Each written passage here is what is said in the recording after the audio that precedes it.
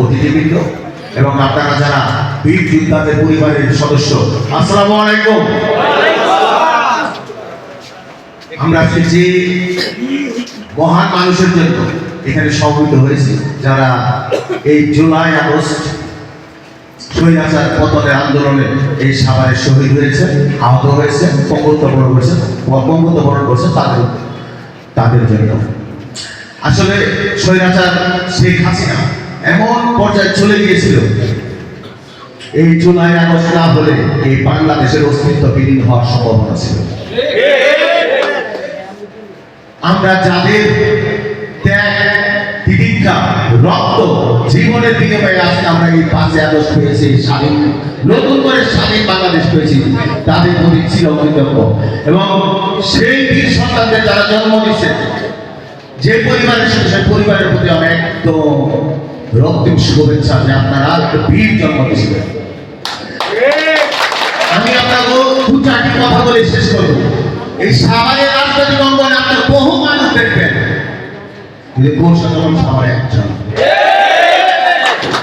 এই জুলাই আন্দোলনে, যদিও আমার গায়ে বলি থাকে, আমার ছেলেও জুলাই আন্দোলন করছে, আমার পরিবার প্রত্যেকটা সদস্য আন্দোলনের সাথে সম্পৃক্ত ছিল। আপনারা কে কে জানেন আমি জানি না, আমার বাড়িতে 2বার হামলা করছে, শত শত রাউন্ড গুলি করছে বাড়ির ভিতরে, একটা পানি খাওয়ার গ্লাস সব ভাইরা চলে একবার জমা হয়েছে, বাথরুমে কমক সবাই হয়েছিল, বাড়িতে সোনা গয়না যা ছিল সব লুটপাট করে নিয়ে গেছে। আমার উপরে এখন আফসোস নাই। আমরা যেরকম বাংলাদেশ চাইছিলাম, ত্যাগ, তিতিক্ষা, রক্ত, জীবনের বিনিময়ে আমরা সেরকম একটা বাংলাদেশ পাইছি।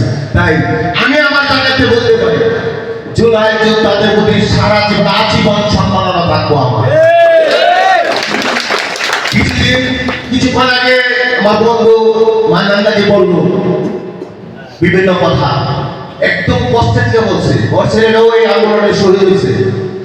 আমি বলি, আমি সাভার পৌরসভার মেয়র প্রার্থী, আমি একটা রাজনৈতিক দলের কর্মী, কিন্তু আপনারা আপনাদের জায়গা থেকে একটা জিনিস মনে করবেন, দল ধর্ম পড়ে যদি সাভারে কেউ কাজ করে সেটা আমি যদি সাভারে মেয়র হই, আমি আপনাকে কথা দিলাম, যতগুলা সাভার পৌরসভার শহীদ হয়েছে প্রত্যেক শহীদের নামে একটি করে রাস্তার নামকরণ করা হবে।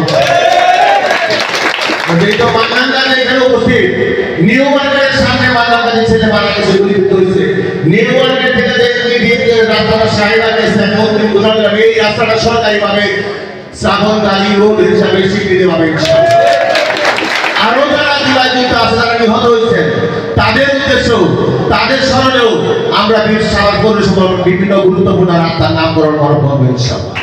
এবং আমি পূর্বে ঘোষণা দিচ্ছি, আমি যদি মেয়র হই তাহলে সাভার পৌরসভা যতগুলো জুলাই যুদ্ধ আহত আছে, বঙ্গোত্তবরণ করছে, তাদের আমরা পৌরসভার পক্ষ থেকে একটা মাসিক ভাতার ব্যবস্থা করি। যদি অল্প হয় আপনাকে হতাশ হওয়ার, ধৈর্য হারা হওয়ার কোনো কারণ নাই। কোনো কিছুই আপনি আন্দোলন সংগ্রাম ছাড়া পাবেন না। আমি আপনাকে পাশে আছি, সব সময় আছি। যখন যে কোনো প্রয়োজনে আমার যদি ডাকেন, আমার প্রয়োজন বলে আমি আপনাকে যে কোনো কিছুর বিনিময়ে আমি আপনাকে পাশে আছি। আমার একটাই চাওয়া, এই সাভারে যারা রক্ত দিচ্ছে, পরিবারের যারা সাভারের সম্মানের সাথে বাস করতে পারে, মর্যাদার সাথে বাস করতে পারে, বুক ভরে চলতে পারে, তার জন্য ব্যবস্থা করা। যেসব শহীদ এই শহীদ হয়েছে এই সাভারে, তাদের নিজস্ব থাকার জায়গা নাই।